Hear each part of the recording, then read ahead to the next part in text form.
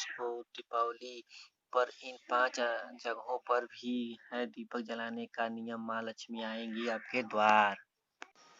घरों में दीपावली की संख्या शुभ में होनी चाहिए, जैसे कि 51, 101, 151 आदि। सबसे पहले दीपक माता लक्ष्मी के सामने जलाया जाता है। यह शुद्ध घी का दीपक होना चाहिए। इसके बाद तेल का दीपक भी जलाया जा सकता है। लक्ष्मी पूजा के समय 7 मुख वाला घी दीपक जलाने से आर्थिक मामलों में वृद्धि होती है। घर के मुख्य द्वार पर जलाएं दीपक। रात में दीपक को देसी घी का दीपक घर के मुख्य द्वार पर जलाना चाहिए। यही वह स्थान है जहाँ से महालक्ष्मी का आगमन होगा। आपको धन के स्थान पर यानी कि आपके दुकान या घर की तिजोरी के पास भी जलाना चाहिए दिया। यहाँ लोग आप देख सकते हैं कुछ इस प्रकार इसको भी पढ़े हैं।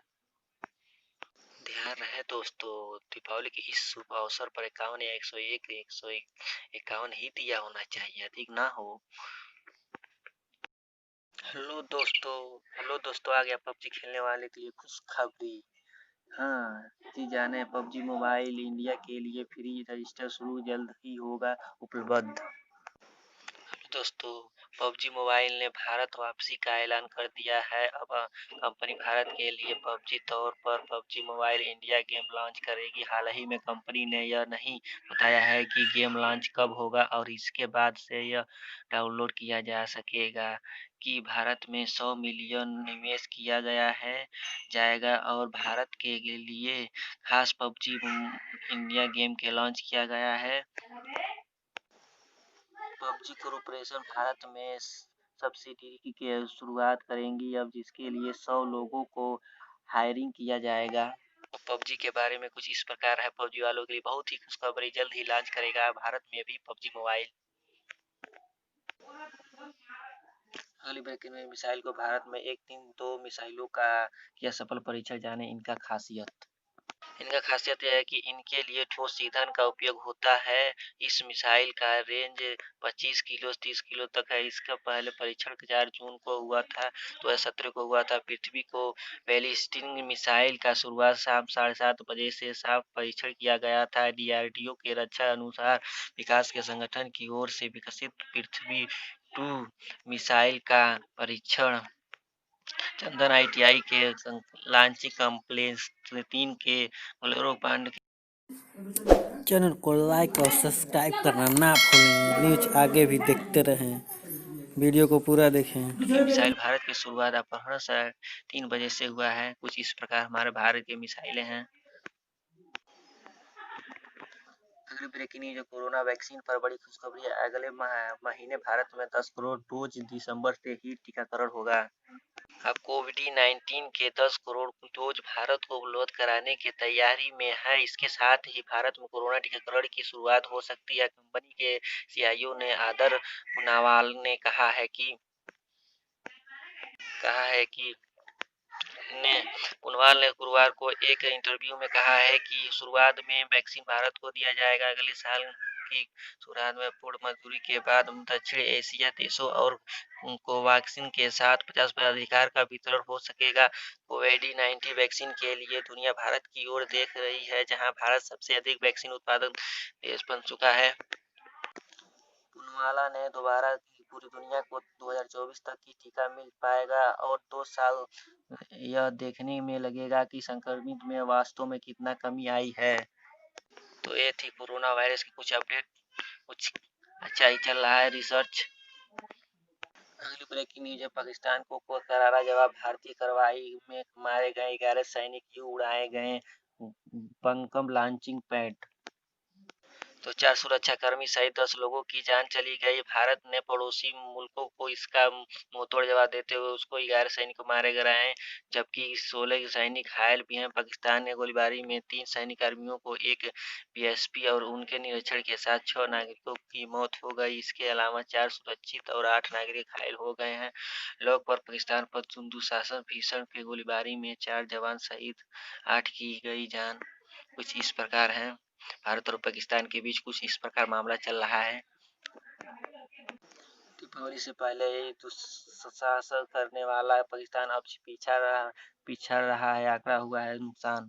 भारी नुकसान। दोस्तों, पाकिस्तान के छिपा रहा है, अकड़े हुआ है उसका भारी नुकसान। पाकिस्तान ने पहले सीज़फायर के उल्लंघन कर दीपावली से पहले माहौल खराब करने की कोशिश की और अब अकड़े छिपाने में जुटा है। भारतीय सैनिक के जवाबी कार्रवाई में कम से कम 11 पाक सैनिक मारे गए, जबकि पाकिस्तान के डॉन अखबार में एक ही बताया गया है 12 नकीर और 5 सैनिक घायल भी हुए हैं और भारत की काफी नुकसान होने की बात कही गई है। बता दें कि पाकिस्तान ने इस साल 4052 बार सीज़फायर उल्लंघन किया है, जो 17 साल से सबसे अधिक बार रहा है।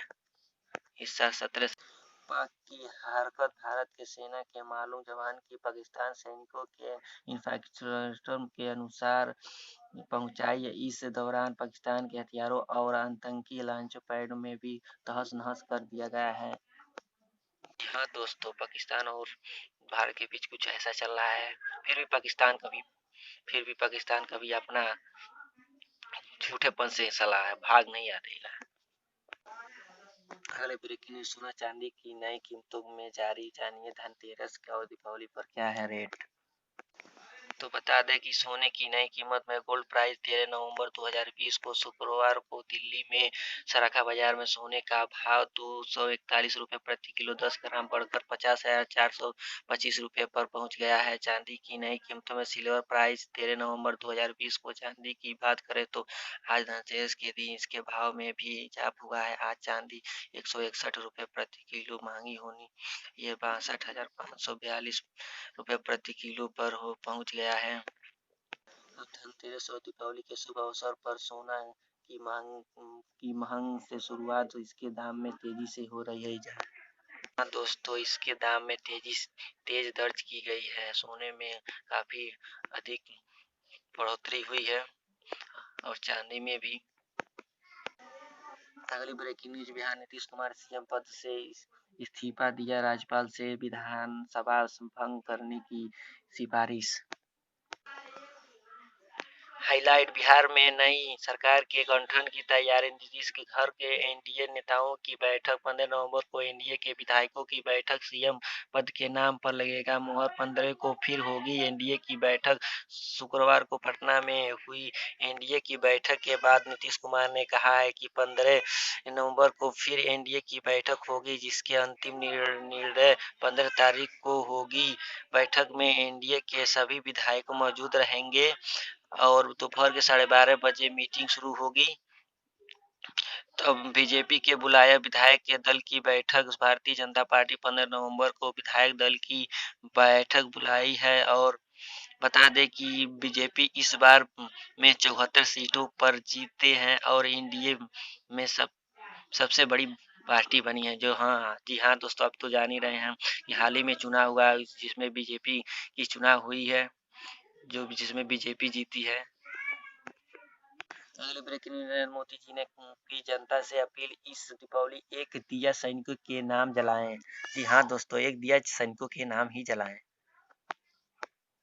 जी हाँ दोस्तों, एक दिया सैनिकों के नाम है। प्रधानमंत्री नरेंद्र मोदी ने दीपावली की पूर्व मध्य संध्या पर देश की जनता से इस दीपावली पर एक दिया सैनिकों के नाम पर जलाने की अपील की है। उन्होंने कहा है कि हमें अपने उन्हें सैनिकों को भी याद रखना है जो इन त्योहारों में भी सीमा पर डटे हैं और भारत के माता की सेवा और सुरक्षा कर रहे हैं। हमें उनको याद करना ही आपको त्योहार मनाना है। पाक ने लोगों को भी अपील की है कि वे सोशल मीडिया पर सैनिकों के सम्मान में दिया जलाने की अपनी तस्वीरें साझा करें। और नरेंद्र मोदी कुछ और इस दीपावली के प्रधानमंत्री हमारे बहादुर सैनिकों के लिए अपना आभार प्रकट करने से लेकर इस विशेष अभियान को शुरू किया है। सैनिक के लिए दिए के साथ एक फोटो भी शेयर करें सोशल मीडिया पर। तो हमारे देश के प्रधानमंत्री कुछ सैनिकों के बारे में कुछ अच्छा ही सोच रहे हैं, हमें भी सोचना ही चाहिए, जरूर भेजना चाहिए फोटो। अगली ब्रेकिंग न्यूज, एकता कपूर ने दीपावली के मौके पर आयोजित की पार्टी, सितारे का दिखा सैनिक लुक, देखें पिक।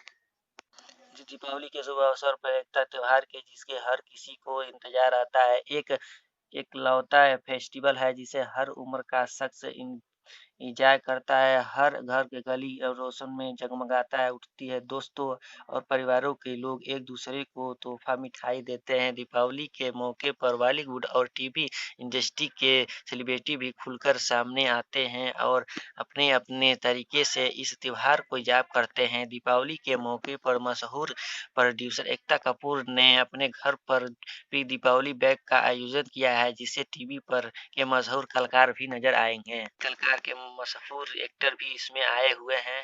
एकता कपूर ने जो इस पार्टी को अरेंज किया है, हम उनकी कब तस्वीरें देख सकते हैं। देखिए यह सेलिब्रिटी आए हैं, शाहिद कपूर भी आए हैं, ऋषि कपूर भी आए हैं, बहुत लोग अच्छे से सेलिब्रिटी भी आए हैं। जो एकता कपूर ने इस पार्टी को लॉन्च किया था, देखिए इस प्रकार है। इस बार कुछ शुभ रहा है दीपावली का त्योहार। दीपावली के दिन हमें दिया नल के पास भी जलाना चाहिए, अति शुभ माना जाता है। और घर के द्वार पर भी जलाना चाहिए, अति शुभ माना जाता है। जहाँ पैसा रखते हैं वहाँ पर भी दिया जलाना चाहिए, जहाँ पर मनी तिजोरी होती है वहाँ पर भी दिया जलाएं, अति शुभ माना जाता है। इसलिए हमारे दिया को अच्छे तरीके से रखें, जहाँ लक्ष्मी माँ का वास होता है। सबके घर के द्वार पर भी दिया जरूर जलाएं, और जहाँ अपने कारोबार के स्थानों पर भी दिया जलाएं, काफ़ी अच्छा रोजगार होता है। लक्ष्मी माँ की धन्यवाद, लक्ष्मी मैया सबको भी धन दे, प्राप्त दें। चैनल को कृपया लाइक और सब्सक्राइब जरूर करें। हमारे लक्ष्मी माँ की दुआ है सभी को धन धनवान से भर दे।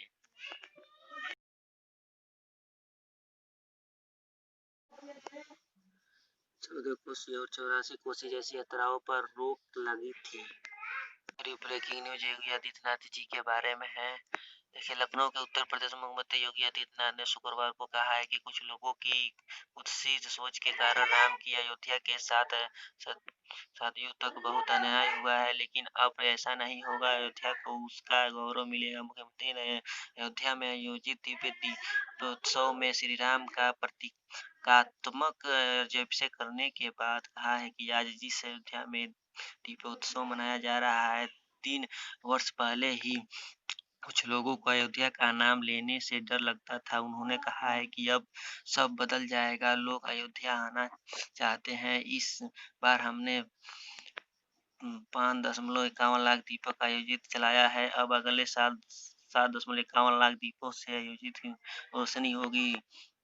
सुविधा को बढ़ाया जा रहा है। अयोध्या ने बहुत अपमान सहा है, अब और नहीं सहेगा। अगले साल 7.51 लाख दीपों से रोशनी होगी राम नगरी। योगी आदित्यनाथ ने कहा कि 5 सदी का संकल्प पूरा होते ही देश रहे है दुनिया अंतर्राष्ट्रीय हवाई अड्डे बन रहा है। भावी परियोजनाओं के बारे में दी जानकारी। उत्साह के बारे में माहौल में जय श्री राम के नारों के बीच मुख्यमंत्री ने योगी आदित्यनाथ कुछ इस प्रकार कह रहे हैं कि योगी आदित्यनाथ जी राम मंदिर के बारे में कुछ अच्छा ही सोच रहे हैं।